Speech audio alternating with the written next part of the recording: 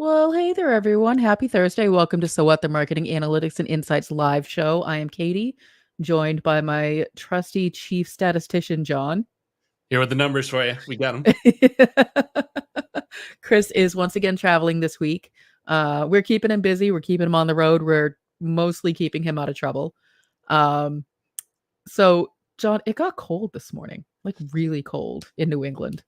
Daylight savings time and weather both on the suck list. I'm sorry. I just can't deny that. It's I agree. against all of it.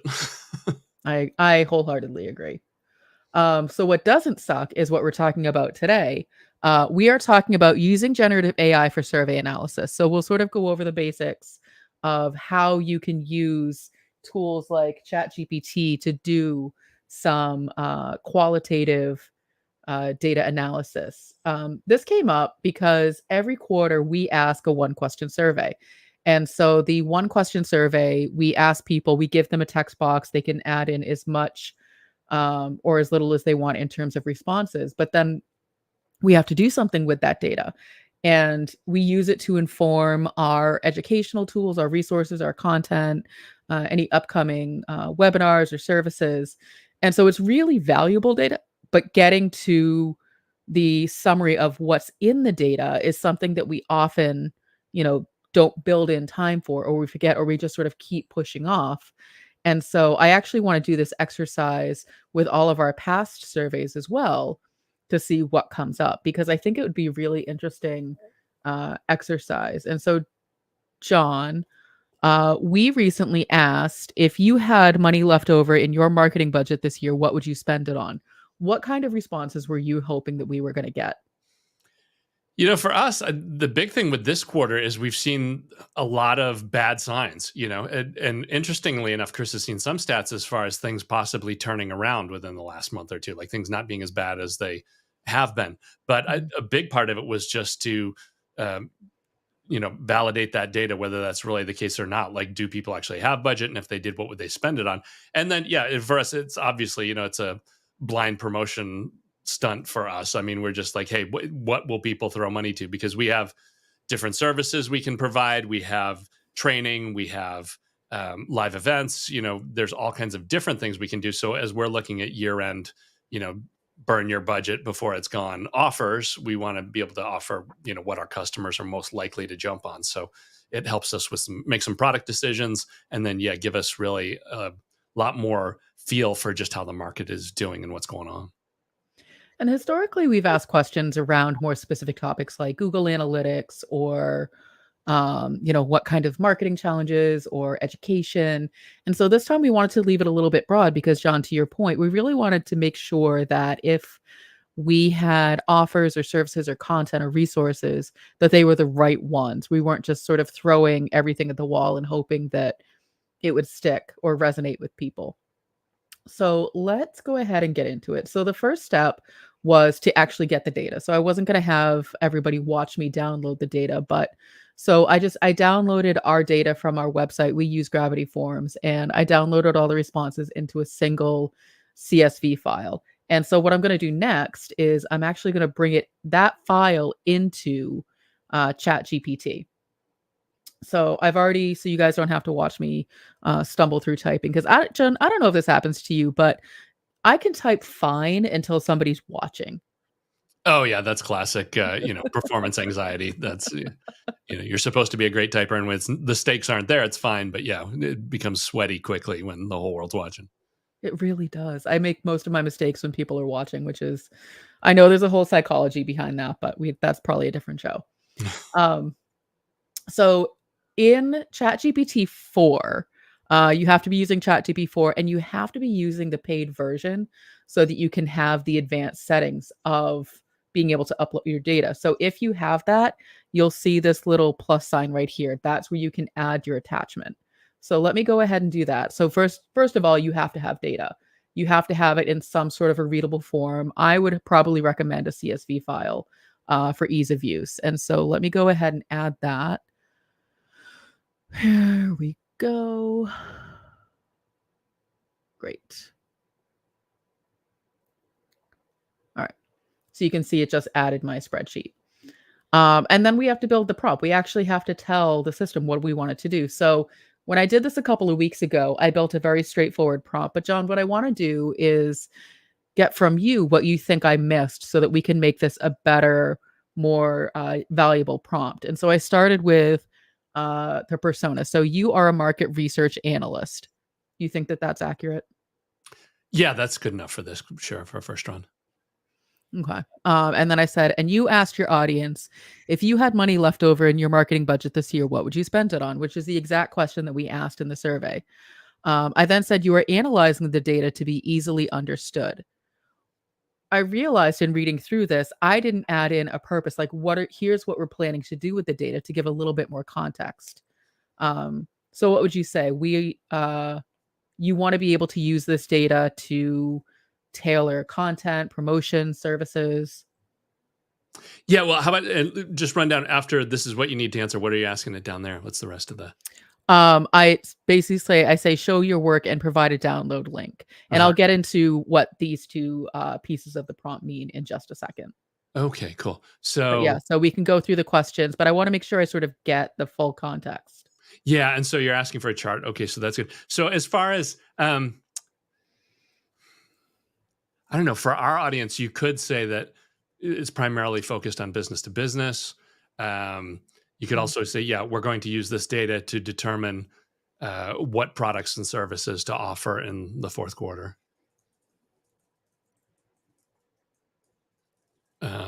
Also identify any trends that would reflect positive or negative economic growth. Okay. Yeah, it's too bad Chris is on the road. He's the master of this stuff. I know. He's written 10 million prompts, so this is good. We're going to see how we stack up and if we can crash the bus.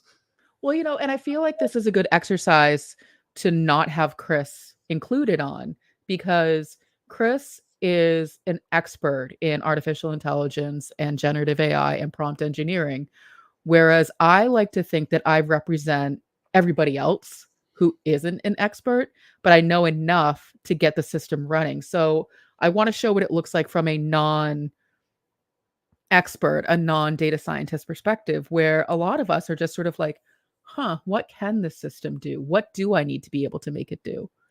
So you had said identify any trends that indicate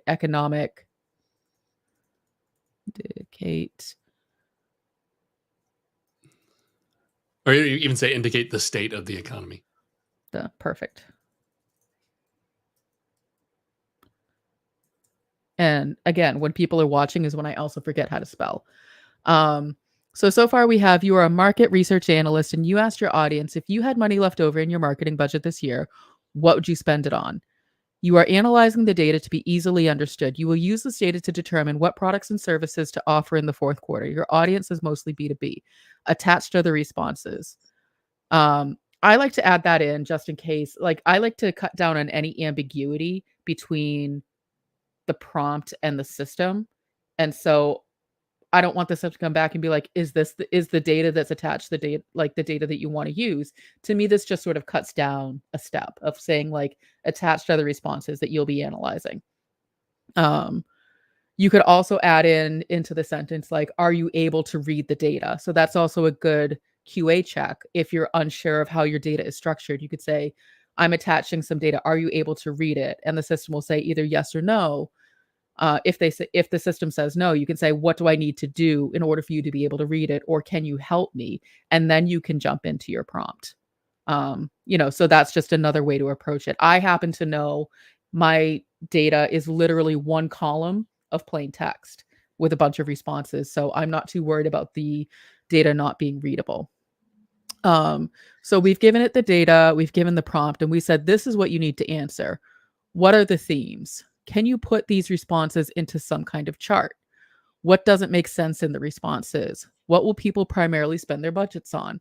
Identify any trends that indicate the state of the economy. Anything else that you would add to that, John? Anything? I mean, so we can keep asking it questions, but is there anything off the jump that you would want to know? No, I'm all about iterative. Let's pull the lever and see what it spits out. Okay. So I always like to include show your work.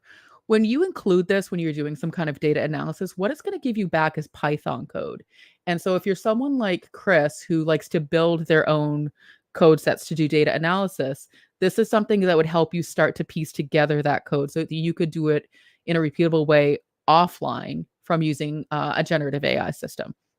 So I don't actually need this. I just like to include it just because I'm curious. And then something that I learned from watching Andy Crestodina was uh, adding in provide a download link. And it's such a simple thing, but it was so genius to me of like, oh, that's actually really smart because how else are you going to get the information out of this system? And it's like provide a download link, and the system's like, okay, here you go. So let's see what happens. So I'm gonna do this. It should move pretty quickly because it's a very short data set, a very short prompt. And so the first thing that it does is load the CSV file and examine the contents and structure. Once we understand the data, we can proceed to analyze it. So again, this is what you want to make sure is that it's a readable data set. And because I said show your work, the system is actually telling me step by step what it's going to do, which I personally find to be very helpful. You can absolutely skip this step, but for me, it's a good quality assurance check of is it doing what I expected? Was I too vague? Do I need to go back and rethink how I'm approaching the prompt? So that's granted. The other show work that's done, is that actually, will that give you a download for the Python, or what is that? So that is the Python. Oh, that's interesting. So you can just grab that code and, Yep, and you have a copy code oh, button up wow. here. And so if you wanted to start to build your own code set, this is how you would do it by asking the system to show its work.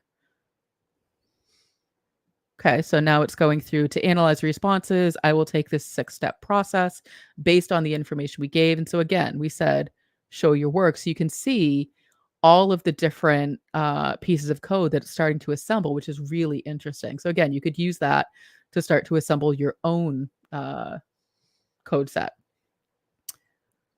And so now we're starting to get some information. So it says the categorization of the responses into themes has revealed the following. 28 responses that did not fit into predefined categories were too unique to categorize. So we didn't give it the categories ahead of time. And I purposely didn't want to do that because I feel like if we said it has to fit into these categories, it would be too biased or it would sort of be too narrow. But if you're a company that has like a set of products or a set of services, you could say which responses fit into these following categories. Yeah, so that's interesting. It's really granular because we've got, that 28 is far and away the largest bucket of stuff. Mhm. 18 responses related to data analytics, machine learning, and AI. 7 responses to content creation, 5 to SEO and web, 3 to training and development, 3 to technology tools, and so on and so forth. And it keeps going down the list. So what we're starting to get is topics, categories of topics. We have data analytics, content creation, SEO and web, training and development. These are the things that our audience have told us are the most important to them. If they had extra money, this is where it would go. So that's incredibly valuable. So let's see. Okay, next I will create a chart to visualize these counts, which will help in understanding what products and service to offer in the fourth quarter. So you can see again, you start to get the code that you can start to piece these things together. So this is a chart. So if you had to put this into a presentation, a PowerPoint deck, the visualization is already done for you. It says, here's the chart showing the frequency of each theme based on survey responses. You can see that data analytics is the most common theme, followed by content creation, SEO, and web. And this is the key. You can download the chart image from the following link. And it gave me a link to go ahead and download it. So I'm going to get a JPEG right into my downloads folder that I can just drop into a presentation or an email and say, this is what the survey found. And it says, next, I will take a closer look at the other category to identify any additional themes. And so we know that this was the largest bucket, but we also know that there's probably going to be some hidden gems in here. And again, because I asked for it to show the work, you see how the code is starting to come together.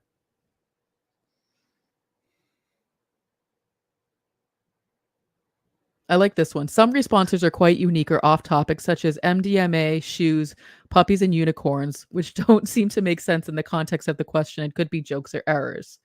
Um, so that's actually really interesting. So we can start to say, all right, so if we were going to do a more in depth, we could ask the system to like pull out anything with references to the following.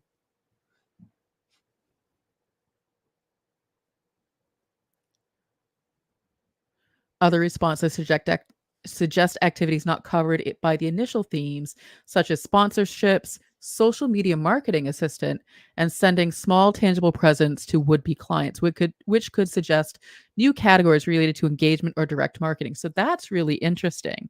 And so we could go back and look at who responded with like sponsorships, and John, that could be an opportunity to say, if you find X number of dollars, here are some things if you wanted to sponsor.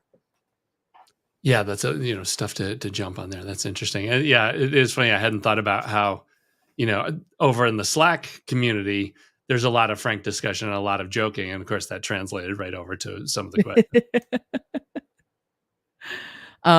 So to your question about the economic indicators, there are responses that are indicative of caution due to economic concerns, like I think the economy is going is going to shit and it's going to hide and it's time to hide away nuts, which may align with savings and investments.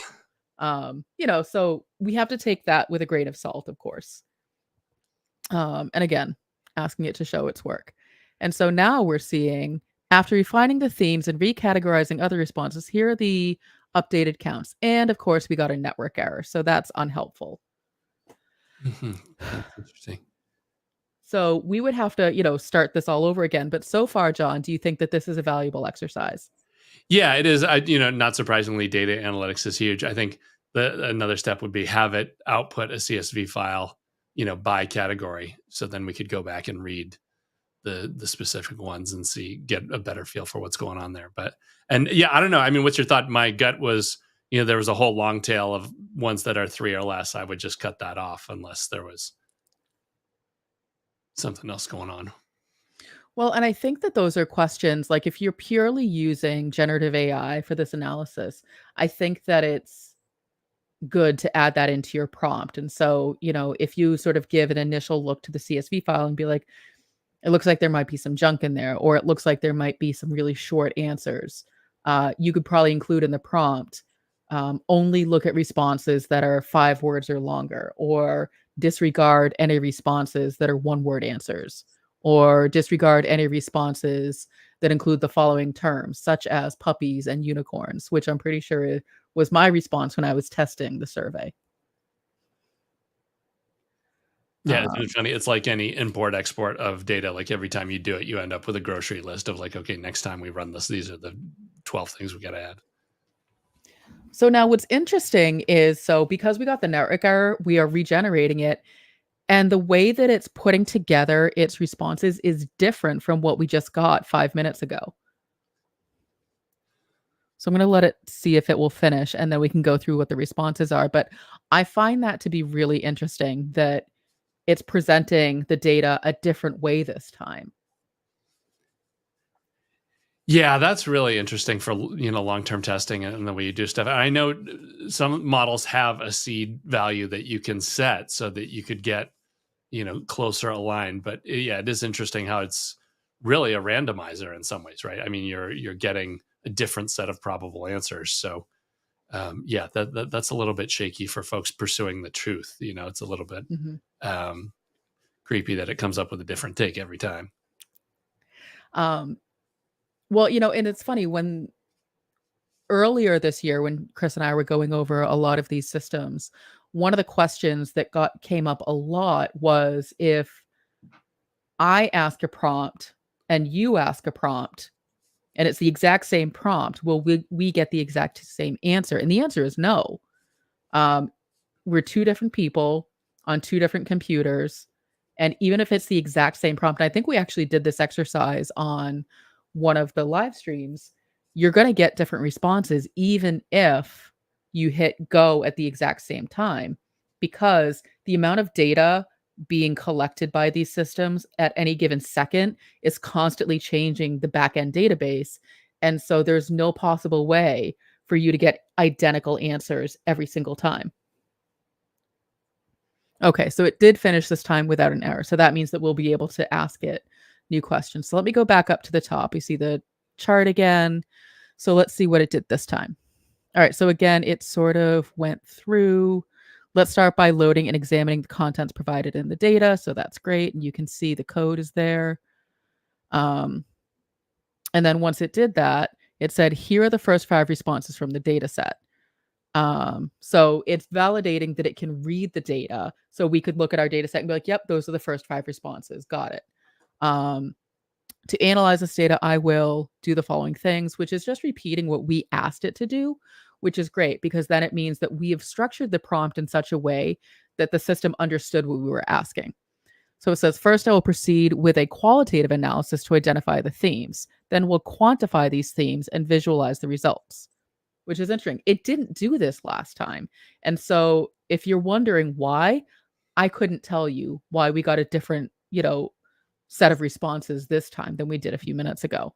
But that may be something to definitely look into when you're testing this on your own, is if you're not happy with the first set of results, try it again, see what happens. So we see the most common words found in the responses include terms like marketing, AI tools, training, and money. Makes sense. However, the frequency analysis includes many common English words that are not indicative of specific themes. To get a clearer picture, I'll need to read through the responses and categorize them based on the context in which the words are used.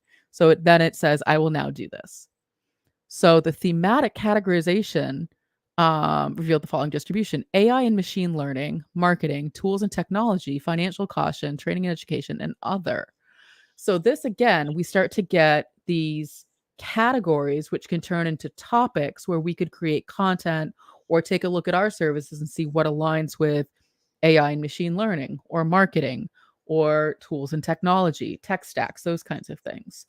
And again, it says the other category did not clearly fit. So that's the same as last time, but it's approaching it differently this time. So the other category, responses to other, included the following things. So this time it gave us a better list of other things. And this list actually helps us think through, like, what else are we missing? So we have creating promo videos, start a community, sending small tangible presents, conference registration. I would throw it back into the company, which makes sense. And then based on the response, it seems there could be additional themes such as client relations, research, traditional advertising, corporate savings, and professional development. Let's see. So we got more, the refined categories. So it took all of the data that it had above and refined the categories and said, these are the categories that I want to give you, that I have found in your data. This is my answer to you. And then it created a visual representation. And again, you can see it's a very clear chart of the frequency. So if you had to bring this into a presentation, you'd be able to say, like, based on the responses, this is the category that we need to be focusing on. And you get the download link for the chart, which is great. And it says, based on this analysis, it seems that people would primarily spend their budgets on AI and machine learning enhancements, followed by various marketing efforts. Tools and technology are also significant, but to a lesser extent. So this is something we can do something with, John. Yeah, it's interesting though. I don't like the categories as much as the first round, So I think that would be one thing that, we could take the categories from the first prompt and force those to get a take on it. But yeah, it's because, it's interesting to have just marketing as a general topic and tools. I mean, obviously those show up usually in everything. But then having AI and machine learning as its own category, that's interesting because that talks to a lot of the stuff that we've been seeing as far as, public speaking for AI requests have been through the ceiling, and there's a lot of stuff going on that front. So that does match that does kind of validate that the stuff we've been seeing over there is the way the market's going to go, at least for the next quarter or two, probably. I would agree with that. And so you had asked about the economic trends. So this time it said the trends indicating the state of the economy, presence of categories like financial caution suggests that there is a sense of economic uncertainty among the respondents. Now, I want to give the caveat that we have less than 100 responses in this data set. So I would not say that it is statistically significant in terms of accurately representing our audience to say this is exactly what they want. For us, this is a guide. If we wanted a more statistically significant representative sample, we would obviously need more responses in order to say, yes, we feel confident saying that these are the things that people want. And at the end, it says, would you like to proceed with any further analysis or have any questions on this data? So, John, one of the things that you had asked was, can it provide a CSV file of the counts, right, of the topics? Yeah, or a list of all the responses and the categories that they're in.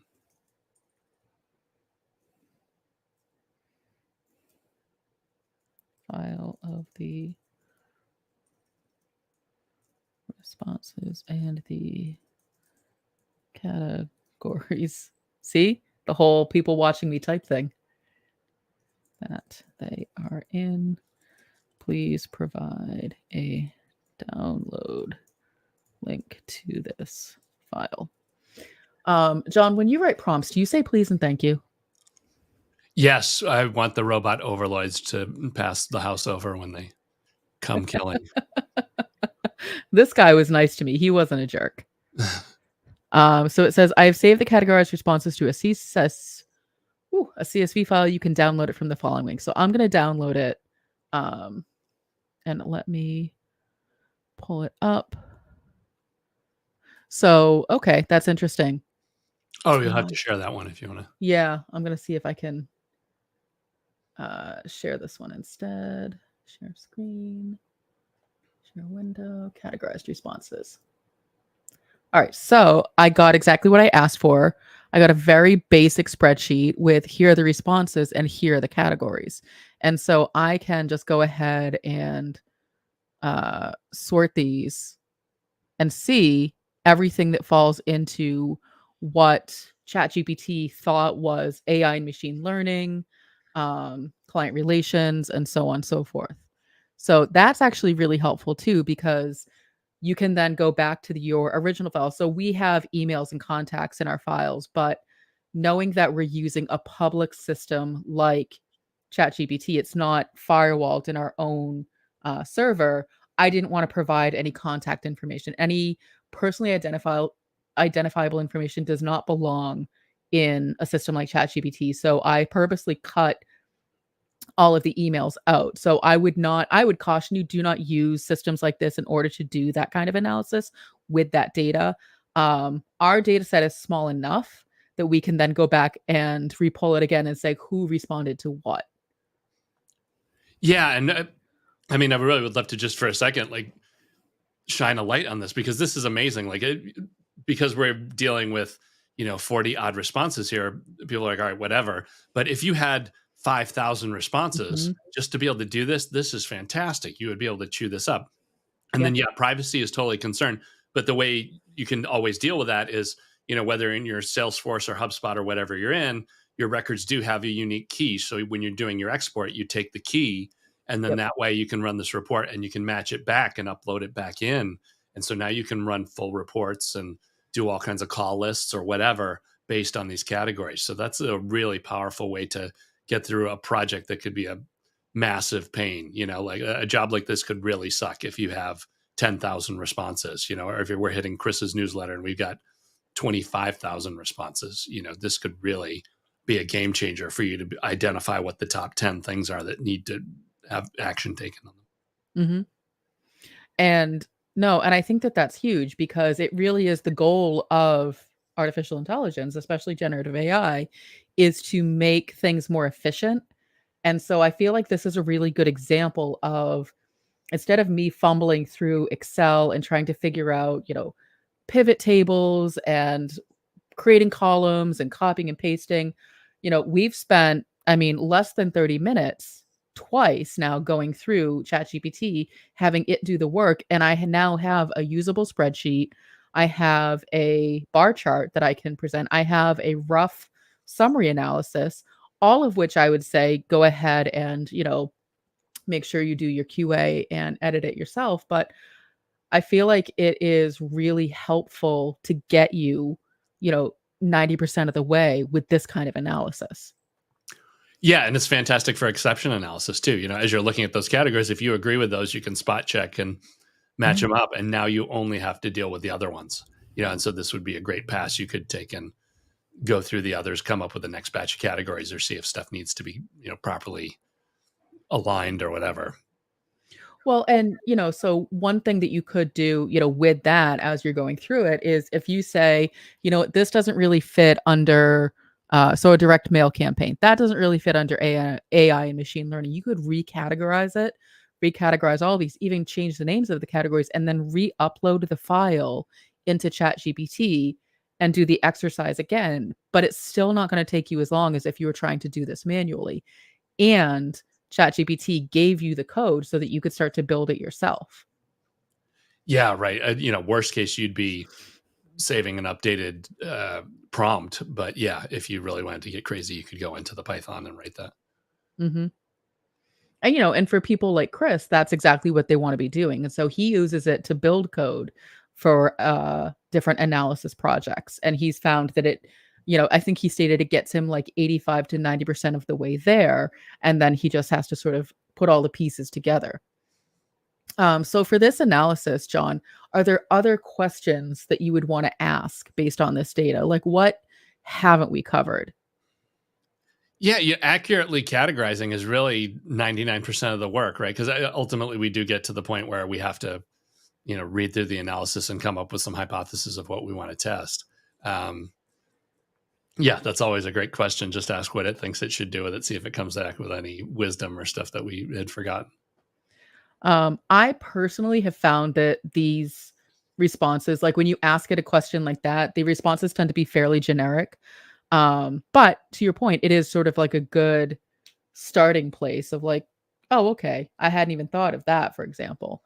So it's saying strategic planning, marketing and sales initiatives, investment decisions, customer engagement, economic insight, content development, R&D prioritization, feedback loop, product building, sales training, measure ROI. Like there's a lot of things that ChatGPT thinks we can do with this data set, which is really interesting. Are any of these surprising to you? No, that's a it's funny. A couple of weeks ago, I was running a similar set of queries with um, Jenny on crisis communications, and it was the same deal. It came up with a list of like 16 different topics, and so yeah, it's a great way to cast a net and make sure that you're not missing some major category that you could have been taking advantage of. It's a great safety net for your analysis. The other kind of question that I think doesn't get asked a lot to these systems is what haven't we done with this data? Or you could also say, what else could you do with this data? Um, and so this will be interesting to see what the system thinks we could be doing. And then if you wanted to dig into any one of these, you could say, what you could ask ChatGPT, what do I need to do to get started? Yeah, and it's for this one question thing, it's a lot of this stuff doesn't apply. But man, if you had Sure. some kind of huge data set, or if you just wanted to dump some anonymized data out of your CRM system and run some of these reports, it would be killer. As far as sentiment analysis across the board, uh, Mhm. and longitudinal too. That's we have the past 10 quarters of 1Qs, so that can definitely be done too. We can see what the trends are on that front and where that goes. Mhm. Predictive modeling, it's something, John, you and I talked about last week. So to your point, if we had a much larger data set, we could do predictive modeling with that data to say, okay, what does this look like if we forecast it out? We have customer journey mapping, content gap analysis. That one makes sense. Competitive analysis, resource allocation, workshop and training, community engagement. So some of these do, to your point, do feel like a little bit of a stretch, but it is, again, to your point, it casts a really wide net of, you know, what haven't we thought about? Or that's really interesting, or maybe it sparks another idea. Yeah, it runs. This is funny. Shout out to the ninja there talking about new custom GPT. We were just talking about that earlier this week, as far as price drops, huge price drops across the board. It's actually much cheaper now. And then some vision stuff, being able to upload images. And yeah, there's a whole bunch of stuff rolling out in the new release that's Chris is very excited about. He got all wound up about it on Monday. Anything else we should know about this data set?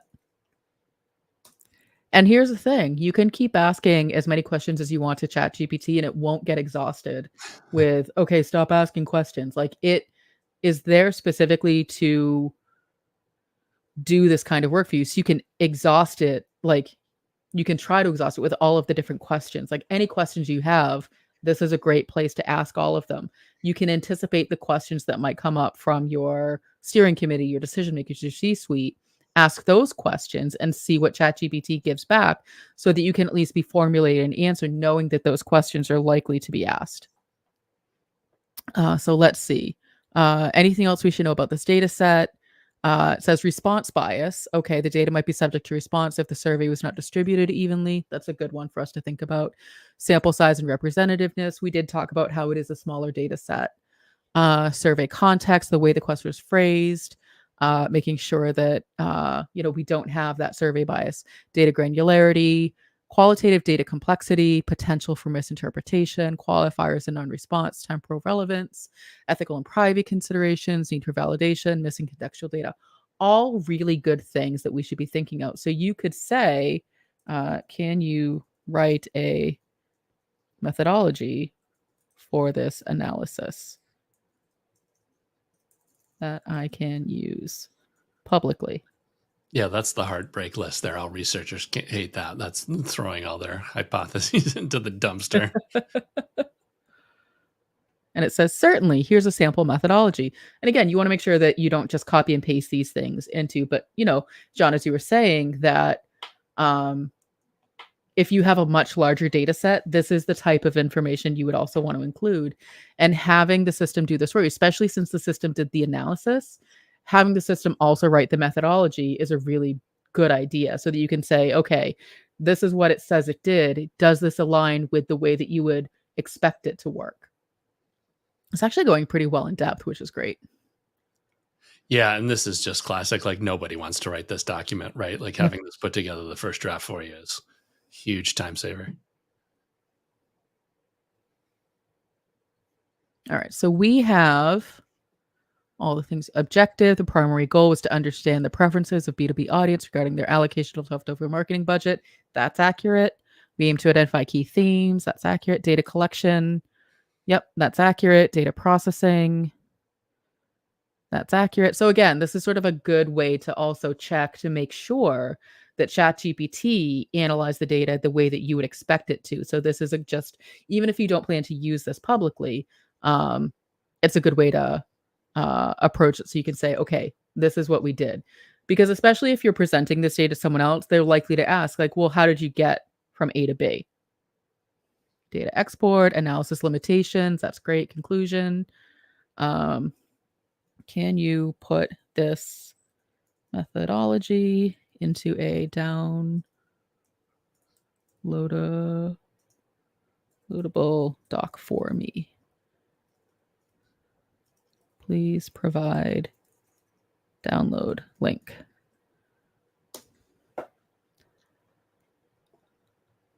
What I've learned through doing these exercises is there's really no limit to what you can ask the system to do to help and assist you to taking things farther. So let's see if this is the thing that breaks it. Yeah, and will it do a .doc file? I don't know. I know it'll do a CSV. I know it will do images. Yeah, so I don't know. Interesting to see if it's afraid of Microsoft. They shouldn't be, given the ownership status of OpenAI, but I mean, even if it's a plain text file, I mean, that's a good point. You could say, please create a .txt file that you can just open within Word or some other processing software. But yeah, it looks like this one, it may have been thinking a little bit more. So it's also a good way to sort of test the limitations of the system that you're working with. There we go. Oh, here we go. The methodology document has been created. You can access it through this. Downloaded. Let me just pull it up and I will Oh, hey, look at that. Let me share my screen, show everybody what we got. I think this is a pretty good place to start to wrap up this conversation because I'm actually really impressed by this. Here we go. I got a document. Wow. All right. So yeah, there.